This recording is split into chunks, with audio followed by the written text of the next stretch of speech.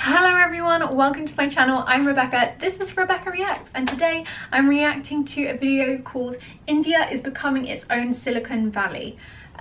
So I've kind of in the past learned a little bit about India becoming Silicon Valley, but this video is going to go into depth in it, or at least I hope it is. It was suggested by one of you, so yeah, I'm excited to watch it and see what happens. Silicon Valley of India.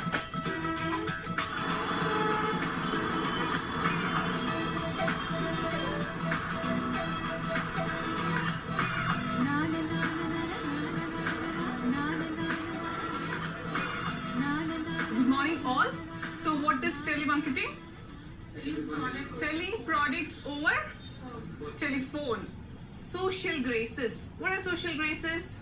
Good morning. Thank you. You want to do the inbound call of me? You say? My name is Sayed. I'm calling you I'm calling you on on behalf of behalf of Alik. My name is Asha.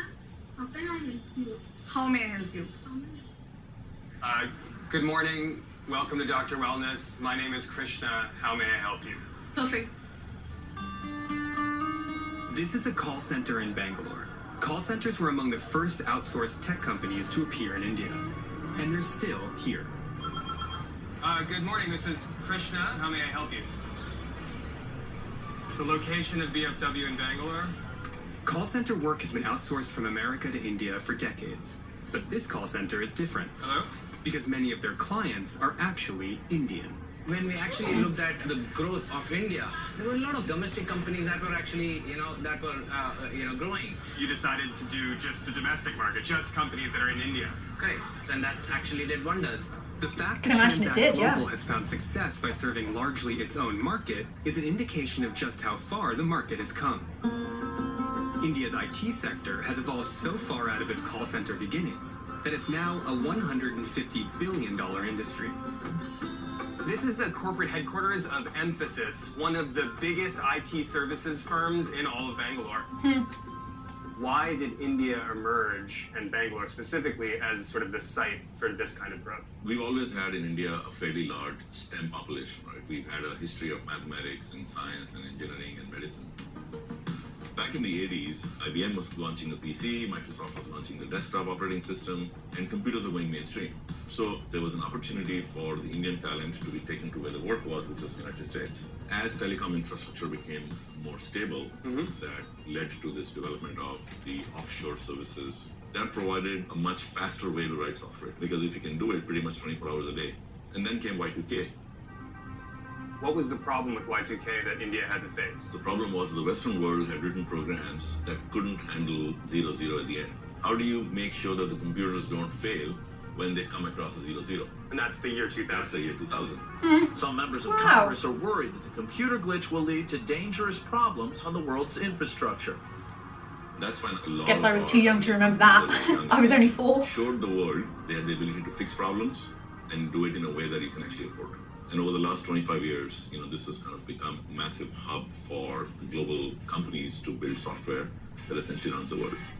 Indian tech workers are a worldwide phenomenon, with 850,000 entering the global workforce every year. The Wow. primary source for this talent are the country's 23 Indian institutes of technology. They're among the most competitive engineering schools in the world. The IITs were set up in the 50s as institutions for engineering education and research, modeled after MIT and Cambridge and other things. So this is India's sort of best and This is, brightest yeah. engineers. People get in here, and after they finish their undergraduate, they're sought after by all kinds of companies. That's Google, amazing. Facebook, the banks, What are the Wow. most sort of popular or more competitive programs? computer science.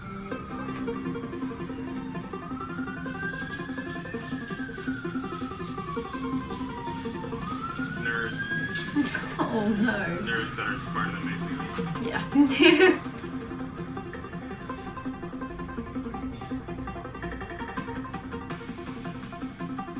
These kids all scored the best on the entrance exam. Yes. Right? So Wow. even better than everyone at IIT, these are the kids who are the best of the best. Yes. What is it like teaching them? Very exciting. Do you think one of these kids is gonna like maybe do something? Maybe. But it seems for some of these kids, their dream is no longer to work in the US. Instead, they'd prefer to innovate right here in India.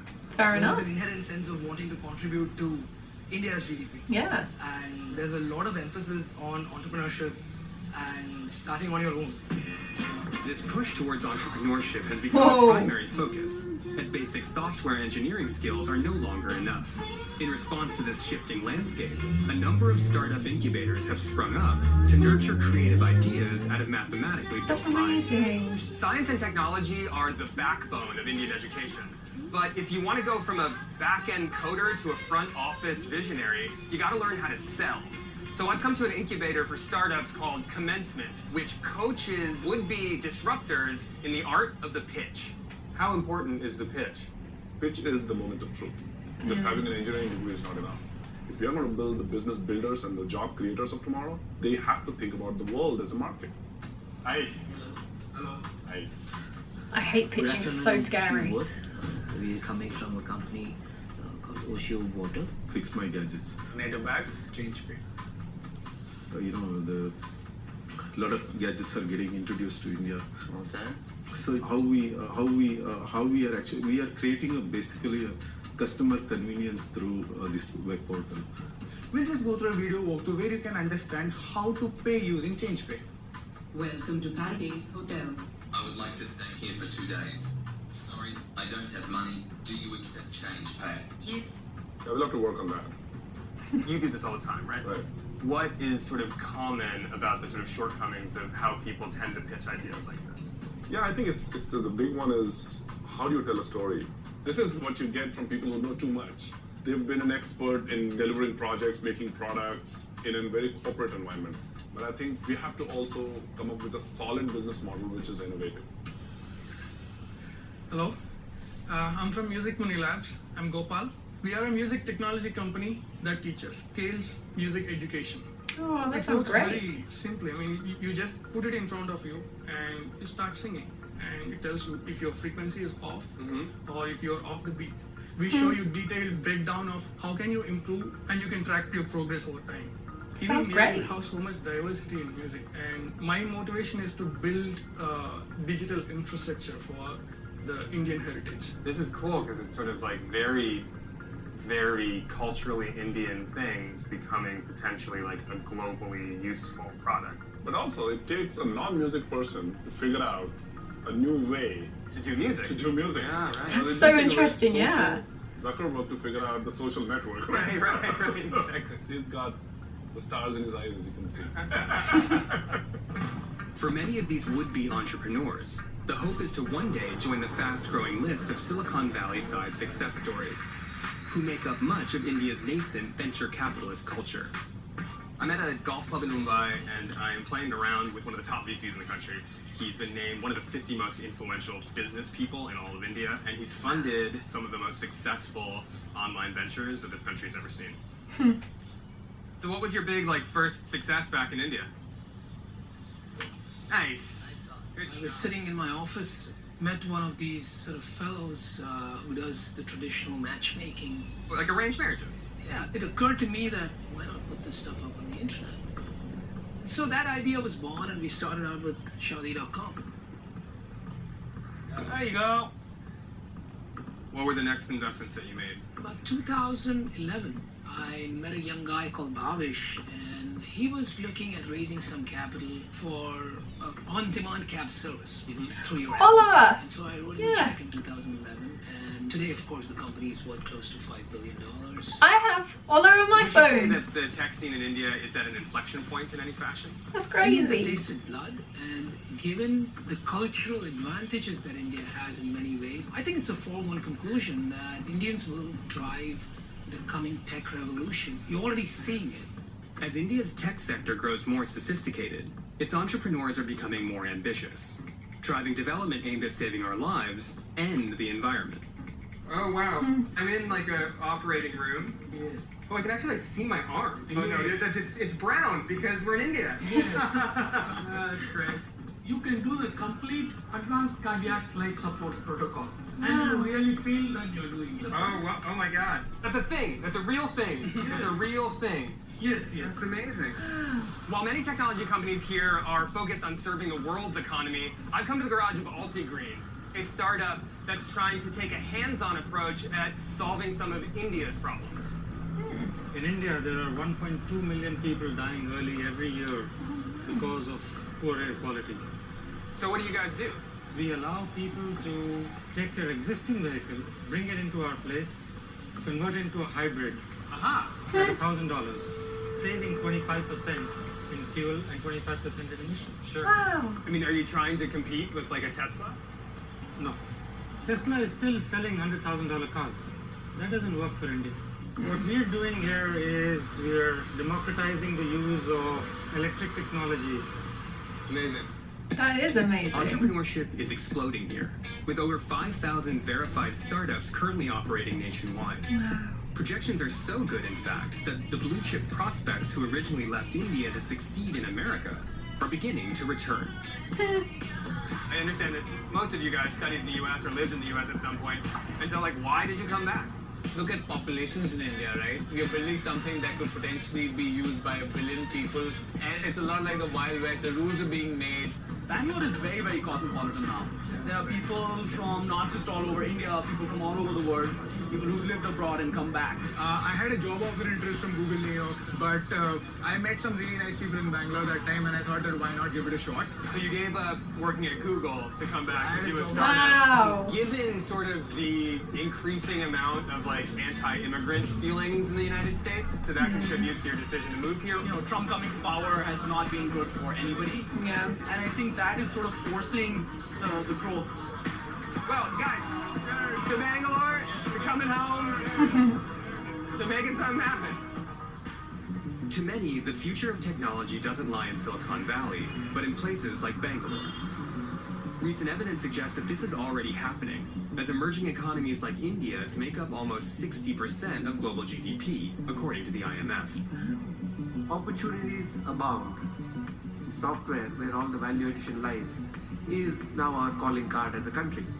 Bangalore is a city primed to emerge as a global leader in tech, with its nation's investment in education and innovation paving the way for a potential overthrow of Silicon Valley as the center of the tech universe. Do you think Bangalore would ever overtake Silicon Valley as the center of engineering production? Could. What Bangalore's got going for it is the scale of India. It's like 1 billion people, right? Yeah. So even if you got like 1 out of 2,000 being engineers, right, you got a large population to pick from. Yeah. While the US and Europe continue to be the leading spenders, the center of gravity of the global economy is seen to be moving east. How did you guys like found companies? When I was 10 years old, I was very curious in electronics and technology, so I developed a drone which can detect and destroy landmines. He's 14. Cool. And he did that when he was 10. Asia will account for at least 25% of global ER&D spend before the turn of this decade. And that defines the age that we live in. And I want to congratulate all of you who have made this possible. The fastest growing segment in the entire IT BPM industry.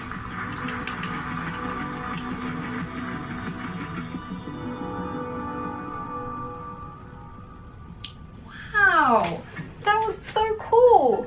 That was so interesting. I like that. That was like a mini documentary.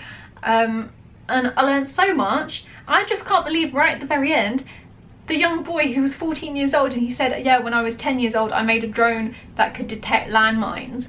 How? At 10? I mean, at 10 years old, I was editing videos for YouTube. What? How has he done that? That's incredible. And it's so incredible to see how many people are like trying to be entrepreneurs. Everyone is so clever. Like, I just wish I had half the knowledge that all these entrepreneurs and businessmen seem to have, because it is just incredible. I really like the way that the video was put together. It felt very professional. I mean, it's made by Vice, so I'm not surprised. It says Vice on HBO, so, and it says Vice on HBO, so I'm not surprised that it looked very professional. But yeah, that was so cool. I'm really glad I got a chance to react to that. So thank you to the people who suggested I react to Silicon Valley in India. So thank you to the people who suggested I react to Silicon Valley of India. I hope you enjoyed my reaction. If you have any other videos you want me to react to, please put the links to them in the comments below and I will eventually get around to it. If you enjoyed this video, please do give it a thumbs up. If you're new, don't forget to hit that subscribe button and I will see you very soon for a new video. Oh my goodness me. I've just knocked some stuff off my desk. I'm gonna go clear it up. Bye everyone.